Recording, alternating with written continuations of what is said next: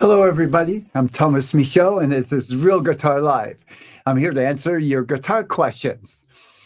The first question for today, which was pre-submitted, is why might you want to strum towards the back of the sound hole instead of the front of the sound hole? So this is by Jeffrey, and he's asking, when you're strumming the guitar on the right hand, why would you want your pick to be more here or somewhere in between? So, great question, and I'm going to use this question to give you a number of tips on strumming. Now, we'll start with the more beginner type tips just for a good basic strum, but I'm going to go into some more intermediate type techniques that'll help you kind of up your strumming pattern if you've been, playing guitar for a little while. So let's start with just answering this question. Basically, when you strum in the sound hole, you get a tone. And when you move closer to the bridge, you get a brighter tone. I'll call this kind of a middle tone. And here it's a darker, maybe softer tone. So this is a useful technique, and it's sort of like using different brushes for a painter. You might want a hard, a soft, a thin, a thicker brush to get different strokes. And when you're strumming the guitar, you might want to move your pick one way or another. There's no absolute right or wrong. And when you pick in general, I'm usually somewhere right around the middle of the sound hole. But again, there's no right or wrong. If you want a brighter sound, you move a little here. And if you want a little softer, darker sound, closer to here. Now, when you're playing a song, you might change. One part of the song might want a brighter sound. One part might want a darker sound. So now I want to go into a number of just basic tips that I think might be a good reminder if you've been playing for a while, but certainly are great for beginners. The first is make sure you're holding your pick correctly. And I see this a lot with beginners. They clamp down on their pick. Put your pick on your finger, kind of so it's pointing toward the end of your finger. Then put your thumb over the back of the pick and clamp down. The pick should wobble slightly. So as it strikes the strings, it has some give to it. So it's not digging into the string.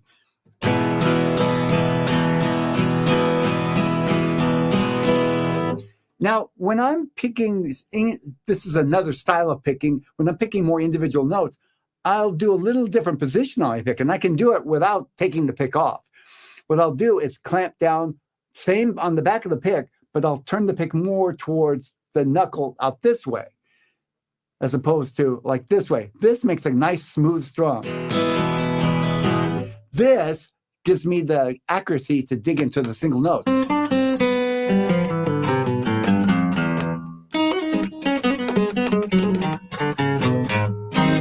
So just, I'll go like that, and like that, like that. If you're just strumming, I would stick to this position where the pick is kind of pointing out towards away from your finger, so you can kind of brush the strings like this. Use your wrist. Perfect. Next, and that is to get a smooth strum. So you want to twist your wrist like this. What I think of it is like I'm kind of flicking off water off my finger. So you got the pick, and you're flicking. I'm not going like this. I'm twisting my wrist and just slightly flicking up and down. I'm exaggerating a little bit right now for the video. Here's what happens if I don't flick. Flicking, smooth.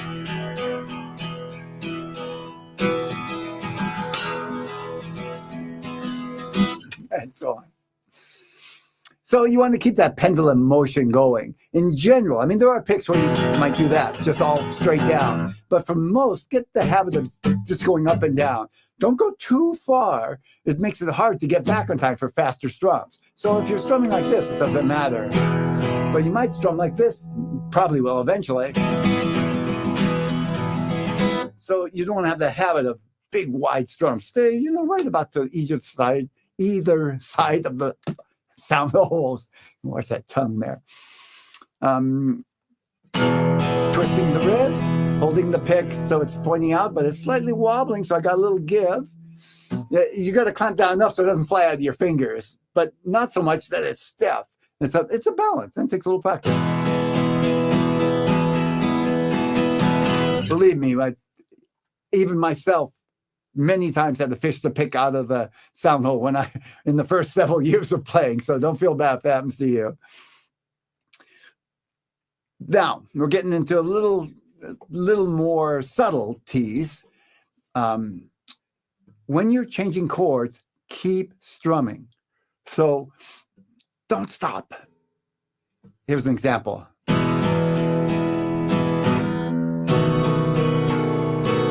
Doesn't sound good, does it? So strum and keep the right hand going. Even if you don't quite get the chord, and that's the hard part. You want to make sure you get the chord and then keep strumming. It's an innate feeling for me to want to make sure I got it and then get the right hand going. Keep the hand going and get the habit of keeping strumming even if the chord's not right. Most people won't know this. Listen to this.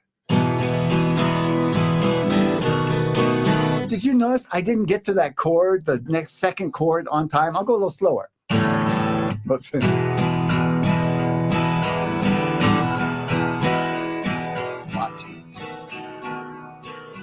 I wasn't there. I actually had to hit the open strings because I didn't get this B7 down on time. It wasn't bad, was it? Listen fast.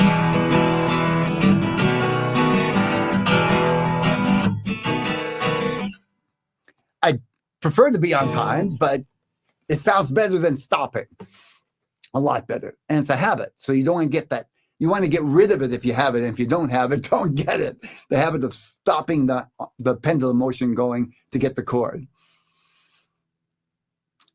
Now, I talked a little bit about moving closer. This is a subtlety. Once you've got the basic motion and you're doing pretty good, you've got a smooth strum, start playing around, experimenting with playing more in that's my general go-to place. Playing, strumming right here, right just to the right of the sound hole, not quite the center.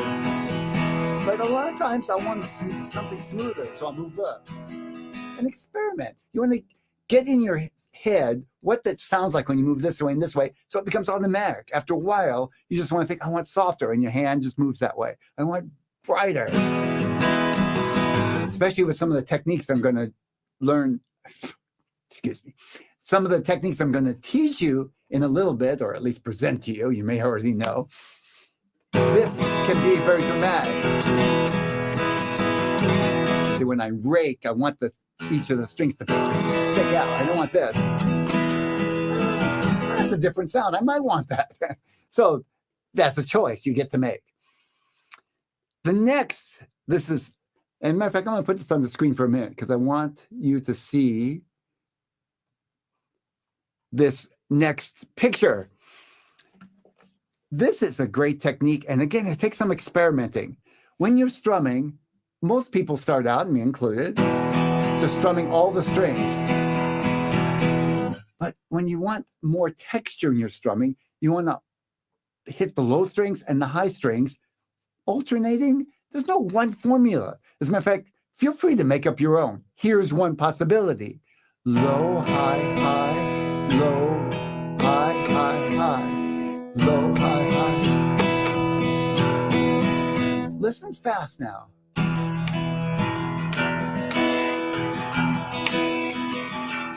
You hear how it has a rolling sound to it?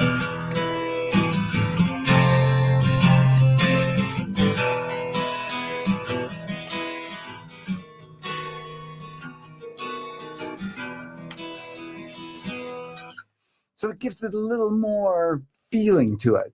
And you might, if you're playing a song, you might want to do something different one part, the verse, and something different on the bridge to create a little bit of variety in the song. This takes some practice, but it's worth it, really. It adds a whole level of sophistication to your strumming. I would start very simple, really. I would just start low, low, high, high, just to get control of where you're hitting the strings. And when I say low, to be clear, I'm not hitting just a low string. I'm hitting in the low area, 2, maybe 3 strings, roughly. Don't get caught up with how many strings you're hitting. Just hit get the lower sound. And the high, same thing, the higher string.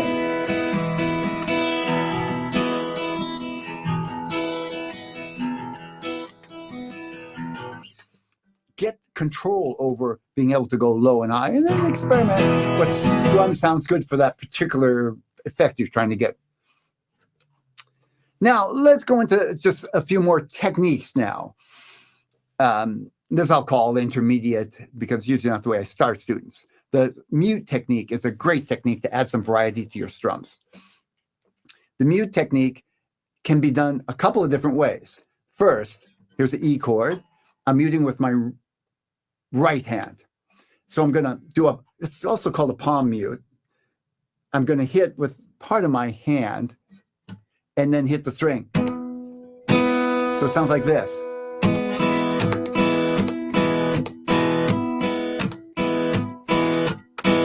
I'm stopping the strings. It goes right near the bridge.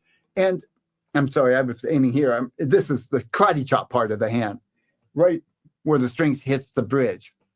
And that's the way I usually have students practice at the start, just as I call it the Obladi strum because it sounds good in the song Obladi by the Beatles.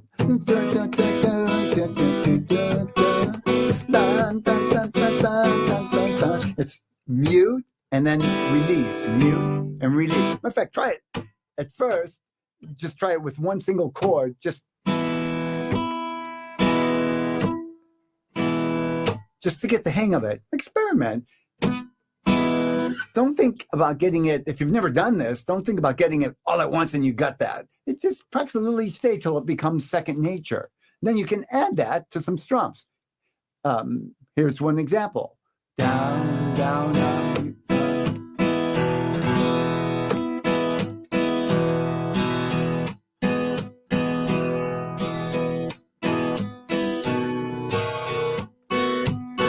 Okay, now I was really trying hard. Let me take the picture off the screen for a sec. We don't need that. I was trying really hard not to do anything with my left hand because in reality, I often mute with my left hand and my right hand. So let me show you the left hand thing. The left hand by itself doesn't work so good with open chords.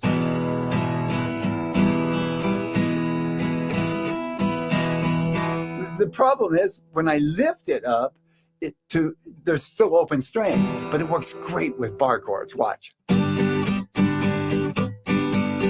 Because I got this bar, and as soon as I lift it slightly, I'm still touching the strings. But when I lift it slightly, it mutes the strings. So it's easy for me to get this mute sound.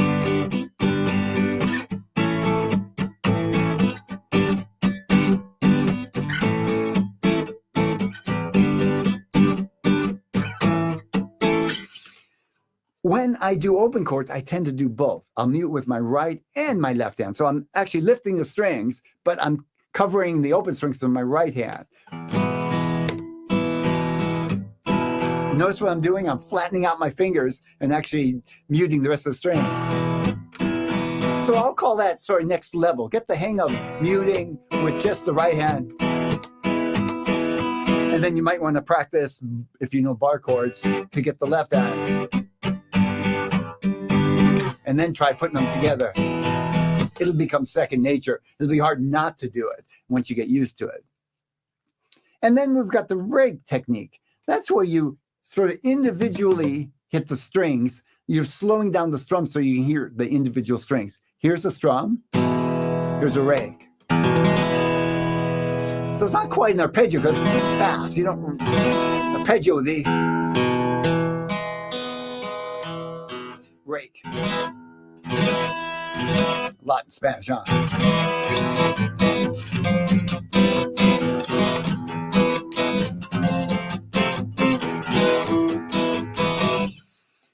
It's useful to add to a strum. So here's an example. I'm going to do that same strum. Here's that mute. Down, no. Down, down, mute, up. Now I'm going to add a rake. Listen.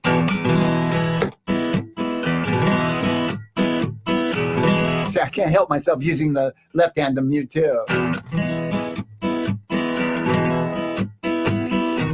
I call this the island strum. It gives a nice tropical feel.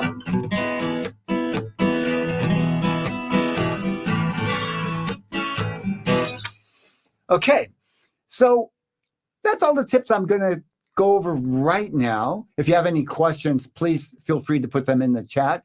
I have a download with 22 strums. I call them essential strums. Some are very simple, and then some are like this with the little more subtleties added to it, including the rake technique and the mute technique. If you'd like that, absolutely free. I'll create a link. I don't have one yet. I haven't put it on the website, but I will between now and when the show notes come out on Monday. I'll get a link and I'll put it in the show notes, and you'll be able to download it for free. 22 strums. If you just find a couple in there interesting, it's well worth it. Let's take a look at the next question. I'll go with the pre-submitted question first. So the next question is, I came across this not so common chord.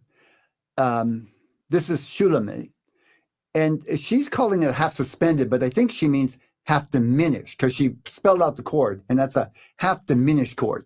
B minor 7 with a flat 5. That's called a half diminished chord. And she wants to know what makes it half diminished.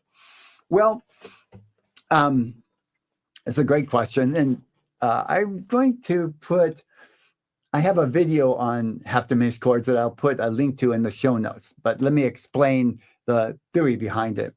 A diminished chord is when you make a chord out of 3 notes that are each 1.5 steps apart. We call that a minor third interval. So here's a note, here's a minor third, here's another minor third. I'm going to put them together so you hear it all together. No, I better do it here. There we are.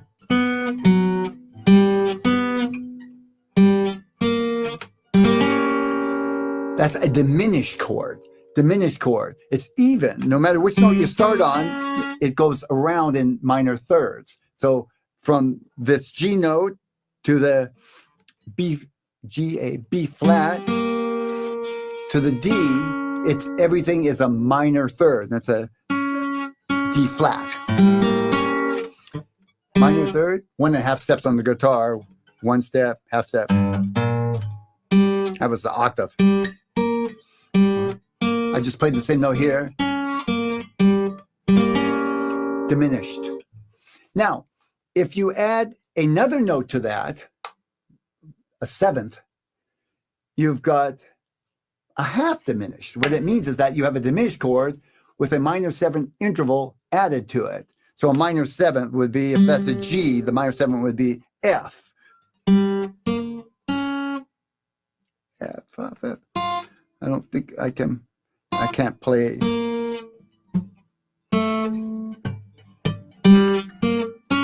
No, I can't do that stretch. But I can do it this way. Or this way.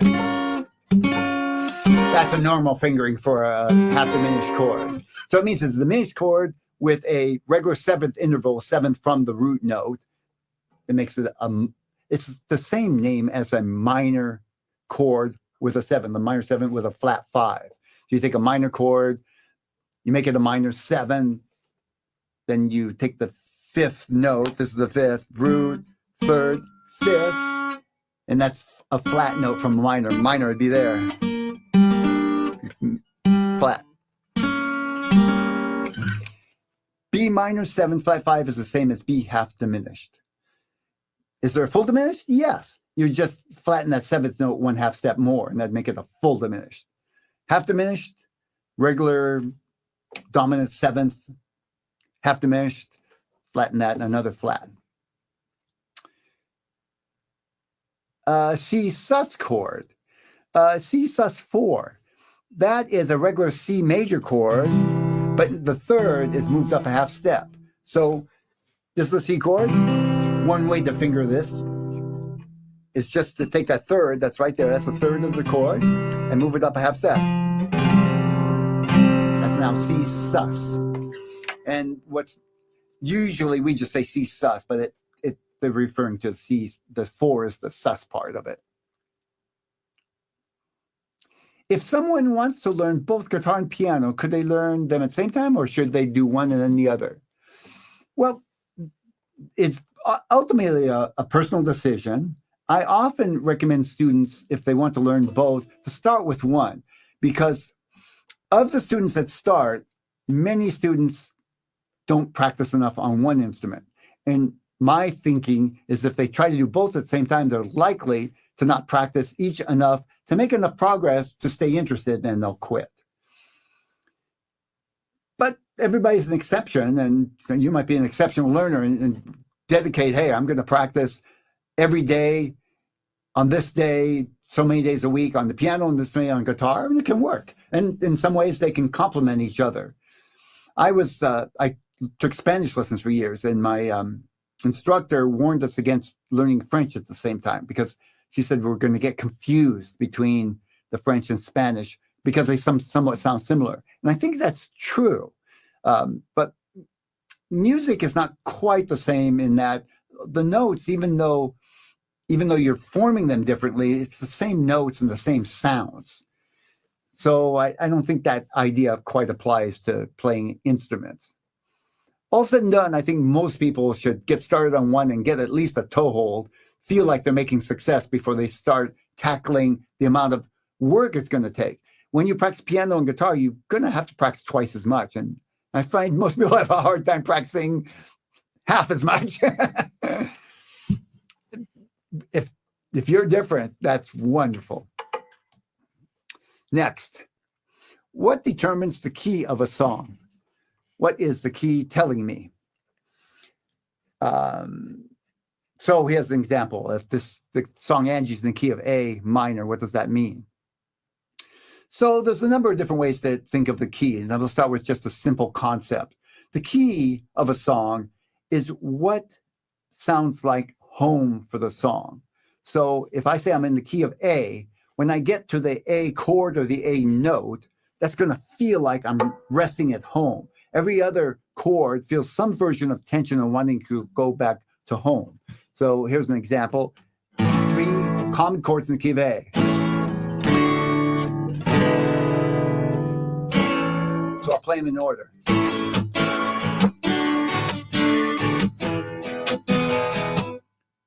You hear it? Wants to go back to A, the home chord. If it's A minor,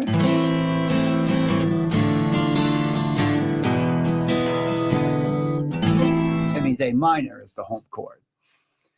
You could also think about scales. If it's in the key of A, you're basically all the melody is probably centered around the notes of the A major scale. If it's A minor, the melody is centered around the A minor scale.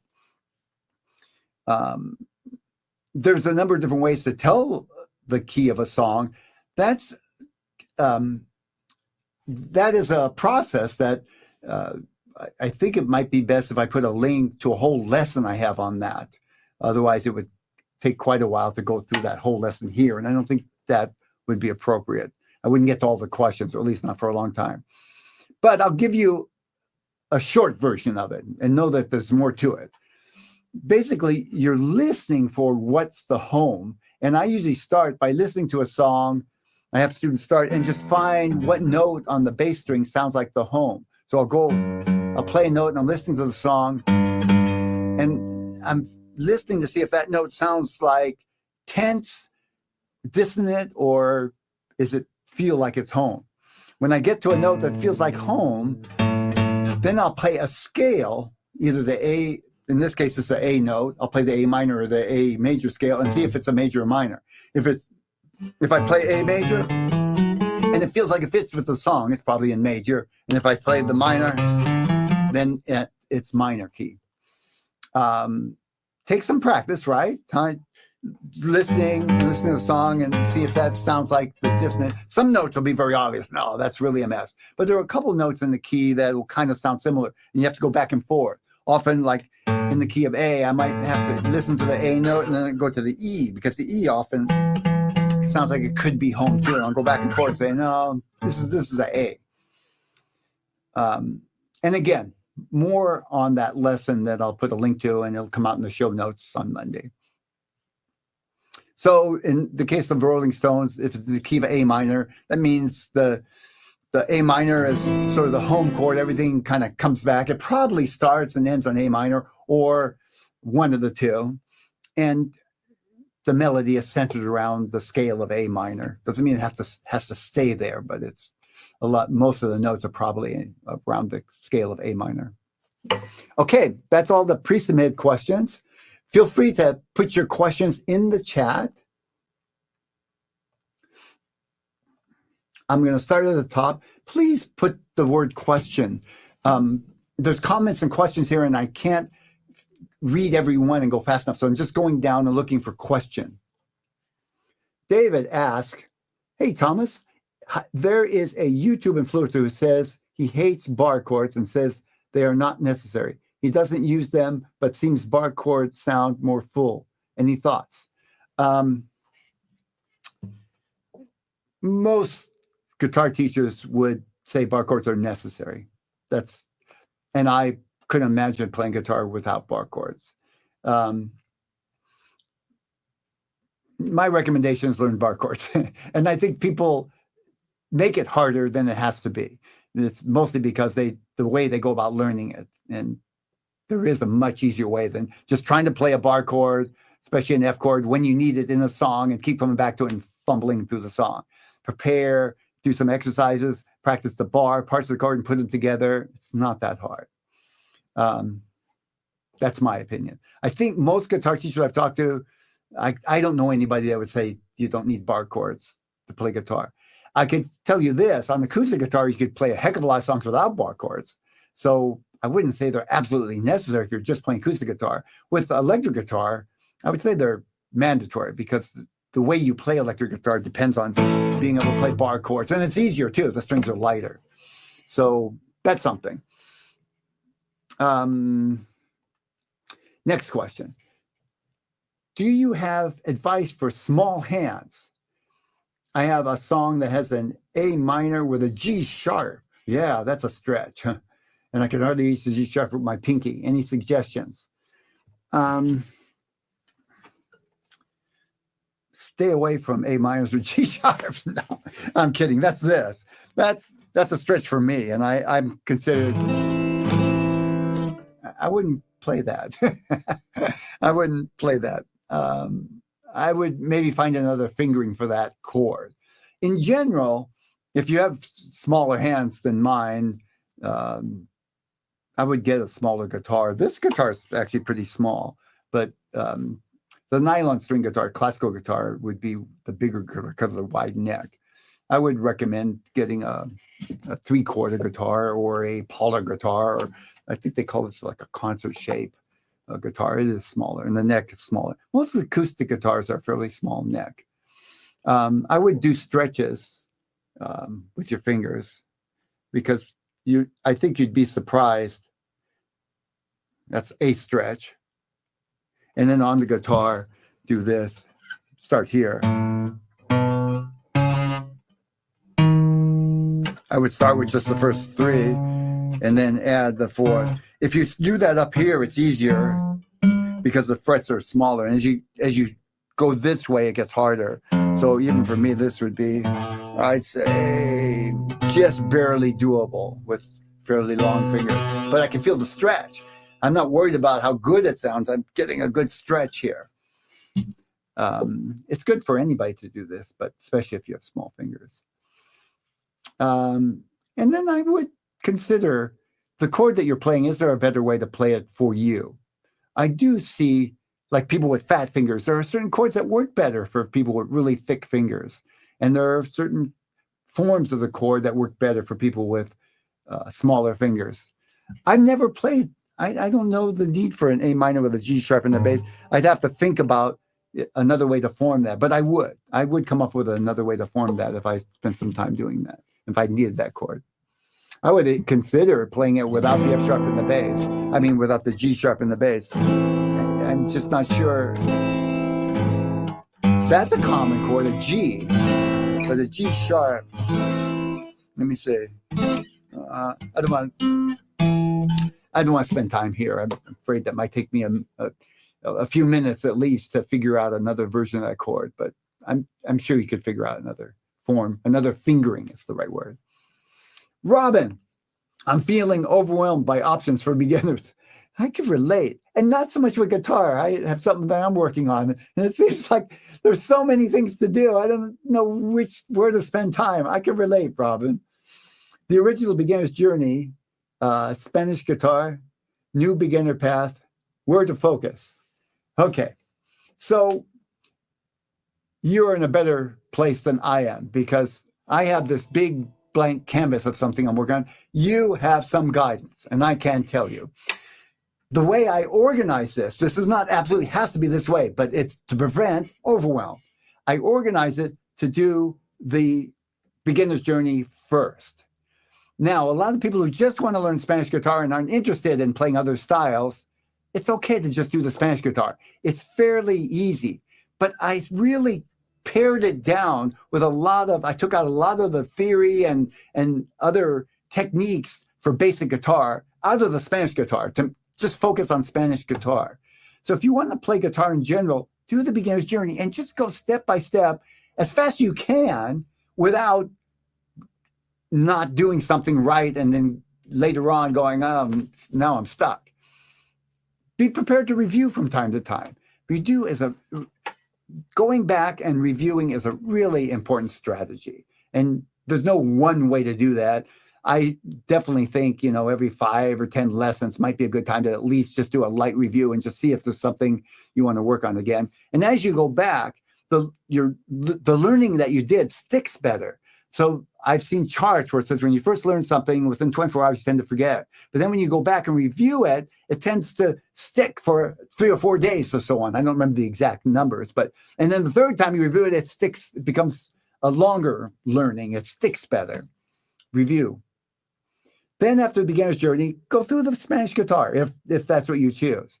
It's okay to, as you go into the beginner's journey, to go over in the Spanish guitar and just play around. But think of it as playing around.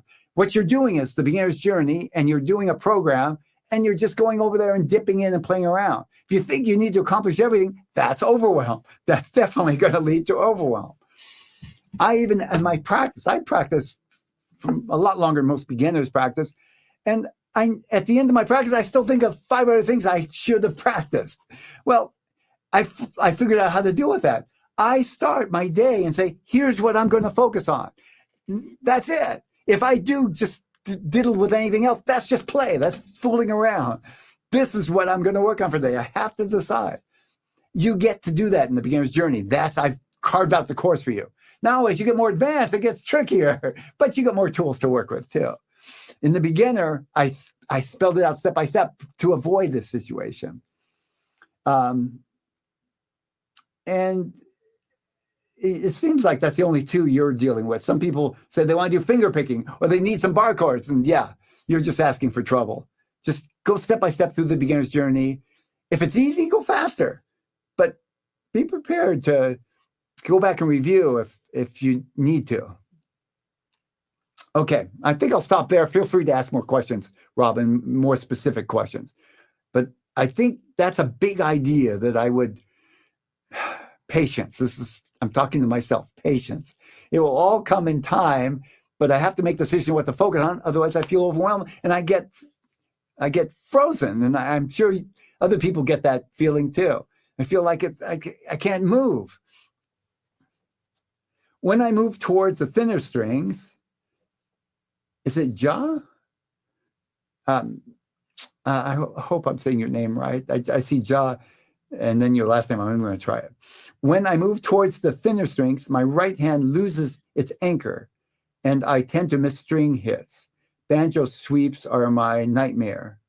Any tips to gain accuracy and consistency when picking? So you're using terminology I'm not familiar with. I don't know banjo sweeps, and I don't know what you mean about anchoring. Maybe you could simplify the question a little bit, ask something more specific. There's a lot of things I could aim at. And you're talking about strumming. Let's see that. I'm not sure if you're talking about strumming or individual picking too. like finger picking or melody. So see if you can narrow that question down a little bit, so I could have a grab on something. Got me thinking, but let me go on for now. And I might come up with something I think will be helpful, but I'd love to hear more from you. You're welcome, David. What's the difference between E minor and G/B?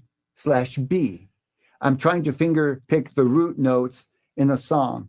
And when I get to the G/B, E minor part, they seem to be the same thing. So it depends on the fingering.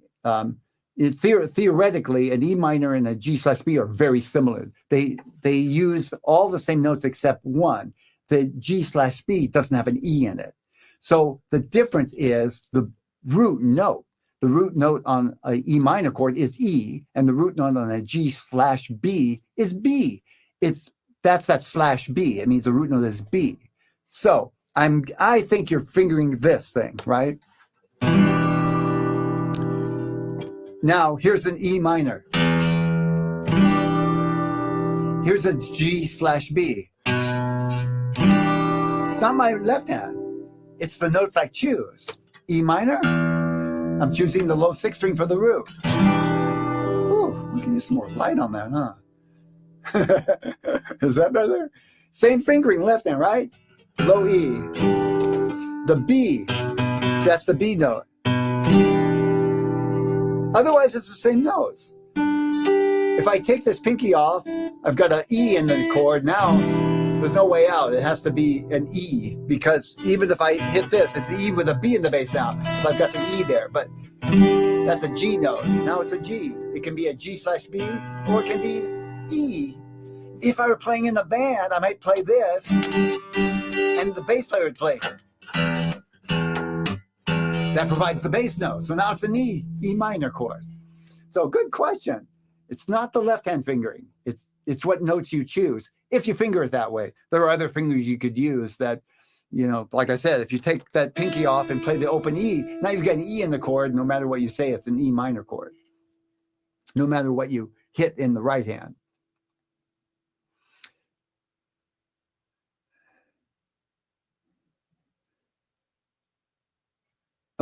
Shulamit says that the chord she's trying to play, it descends the bass.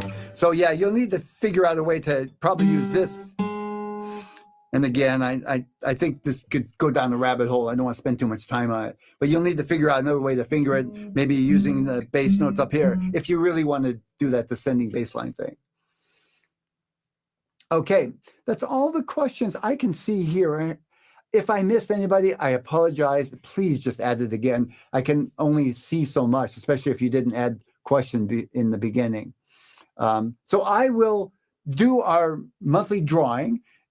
I do a drawing every month for the members of my Real Guitar Success membership. They complete a lesson each day. It's just 10 minutes on the lesson. And at the end of the month, they get entered into a drawing for a $50 Amazon gift card.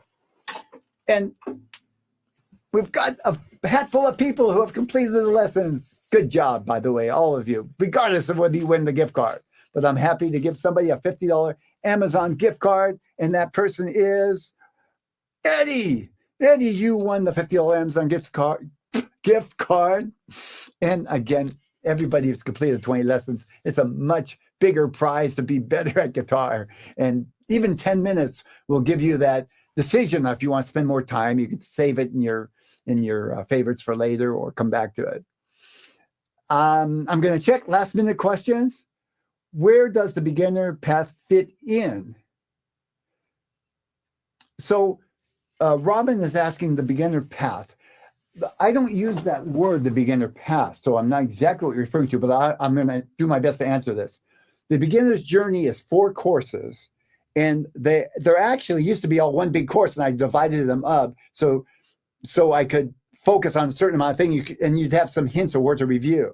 So the 4 courses, the first one is, I forgot. Basically, the beginner quick start, and then I think I deal with arpeggios, and then strumming, and then chords or chords and then strumming. I forgot the names of them, but there's a map on the homepage. If you go down, you'll see all 4 courses. You'll also see them lined up on the homepage. Matter of fact, why don't I just show you? Easy enough.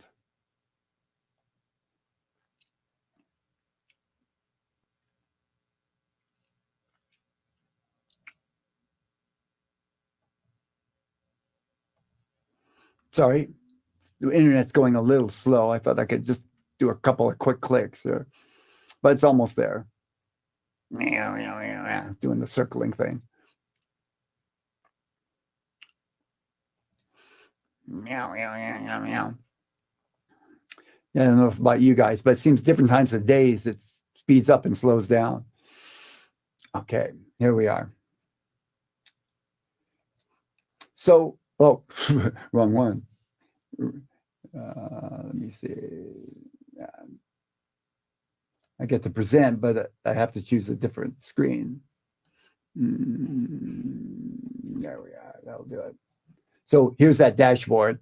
The beginner's journey are these 4 courses, starting with beginner quick start, the super 7 chords, the strum adventure 1, and then the 5-day guitar session quick start, which prepares you to do the daily guitar sessions. And these are, you spend 10 minutes each day, 5 days a week, Monday through Friday. You can always go back and at the end on Saturday and Sunday, if you want to keep doing it, go back and review any of the sessions. You can save them in your favorites for later. The only thing I ask you to do is spend 10 minutes and then check it off and then decide if you want to spend more time, put it in your favorites, come back to it, or just let it go. No problem. These are the courses right here on the homepage. So I put them nice in a nice, simple little line. So when I was saying to go through the courses, I'm talking about start here and go step by step. If any of it's easy, feel free to just go faster and brush through it. But I promise you, if you skip too many things, you're going to get to something and go, I don't get that. You'll have to go back and find where you missed something. And this quick start is really important. If you're doing the guitar sessions, you really need to do this because the guitar sessions are not self-explanatory. They might seem like it in some ways. I promise you they're not. If you do this course, you'll learn things about it that you just could not come up with on your own. Okay, I hope that helps, Robin. Let me know if you have more questions about that. Okay, it looks like we're at the end for today. Thanks. Oh, and happy holidays to all of you. I guess that is true. Huh? I've been so busy. I forgot Christmas is coming up for us here. Well, thank you all for joining me. It's been a pleasure having you here. And I will be back, the first Thursday in January. And I hope to see you here too. And bring your family and friends. No, anybody who wants to play guitar. That's it. Happy holidays. Bye for now.